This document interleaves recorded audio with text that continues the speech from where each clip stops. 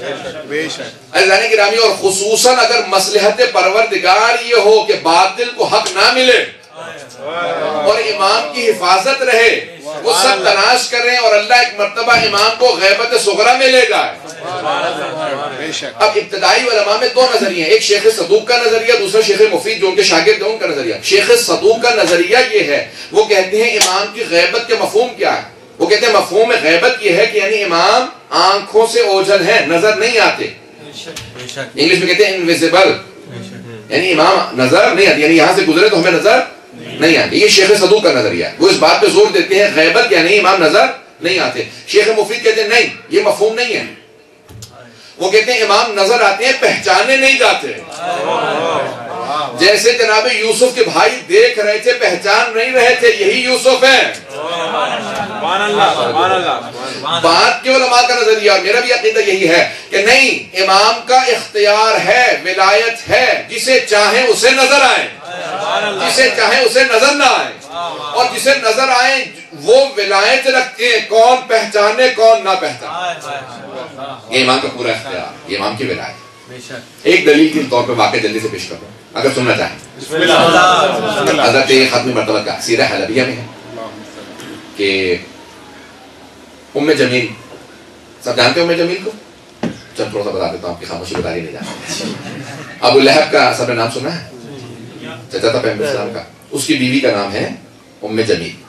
قرآن نے کہا نا کہ حمالۃ الحطب، تو پیغمبر اسلام پہ کوڑا پھینکتی تھی، تو اللہ نے اس کو بہت سخت الفاظ میں لعنت کی، نفرین کی۔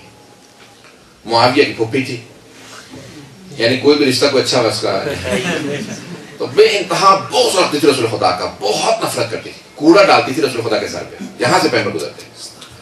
تو ایک مرتبہ مسجد الحرام میں خانہ کعبہ کے سامنے پیغمبر بیٹھے، کچھ صحابہ بیٹھے ہیں۔ ایک مرتبہ ام جمیل آئی، بڑ بڑاتی ہوئی جیسے اس کی عادت تھی، جیسے آنے لگی پیغمبر مسکرانے لگے۔ صحابہ سے کہا یہ ام جمیل آ رہی ہے، میرا پوچھے کہ بتانے کی ضرورت نہیں۔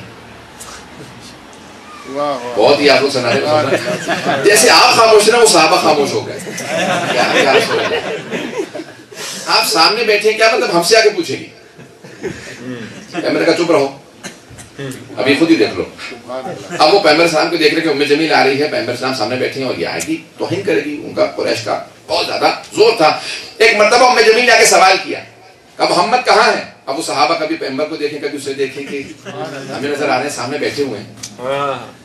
توجہ نے کیا کچھ کہا اس نے، اس کے بعد اس کے بعد چلی گئی، پیغمبر مسکراتے رہے۔ اب ایک مرتبہ صحابہ نے کہا یا رسول اللہ کیا مطلب؟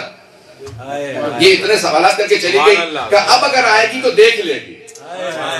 یا رسول اللہ کیا مفہوم ہے؟ یہ آپ سامنے بیٹھے تھے، ہم سے پوچھ رہی تھی، بغیر دیکھے چلی گئی۔ کہا میں جسے چاہوں اسے نظر آتا ہوں۔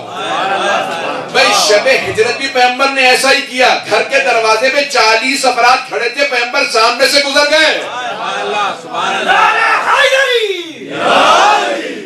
ہے نا ذرا گرامی؟ تو حبیب خدا کی ولایت ایسی ہے، یہ پیغمبر اسلام کا وارث حقیقی ہے، ان کی ولایت کا وارث۔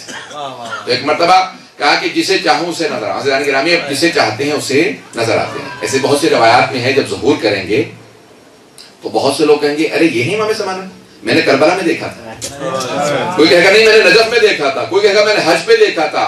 مقدس مقامات پہ ہمیشہ صاحب الزمان موجود ہوتے ہیں، 40 پہ ہر سال کربلا ہوتے ہیں، ہر سال حج پہ خانہ کعبہ میں ہوتے ہیں۔